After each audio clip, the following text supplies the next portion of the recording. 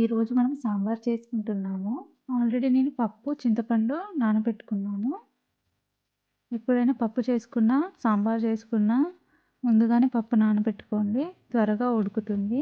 Pressure కుక్కర్‌లో ముందుగా నానబెట్టిన పప్పు వేసుకున్నాను. అలాగే కొంచెం ఉప్పు, కొంచెం పసుపు వేసుకున్నాను.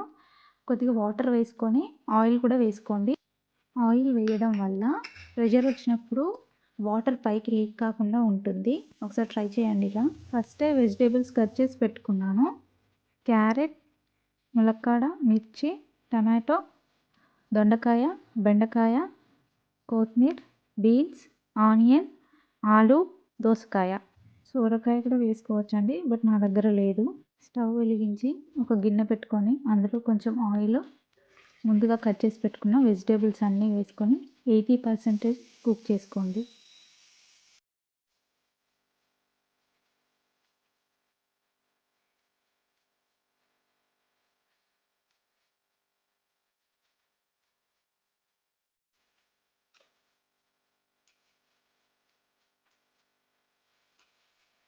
పప్పు ఉడికిపోయిందండి. నేను పప్పును మెత్తగా ఇంపుకొని పక్కకు పెట్టుకున్నాను. నేనైతే ఎన్టీఆర్ సాంబార్ పౌడర్ యూజ్ చేస్తున్నా అండి. మీ దగ్గర ఏది ఉంటే అది యూజ్ చేసుకోండి. 80% ఉడికిన తర్వాత కొద్దిగా ఉప్పు, కొంచెం పసుపు, అలాగే చింతపండు రసం వేసుకోండి.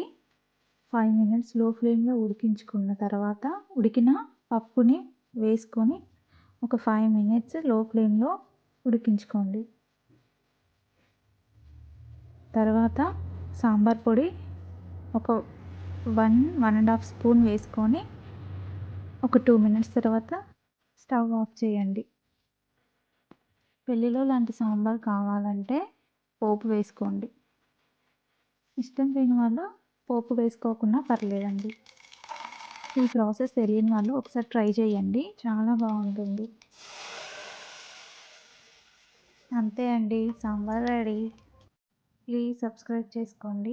Thank you. బాయ్.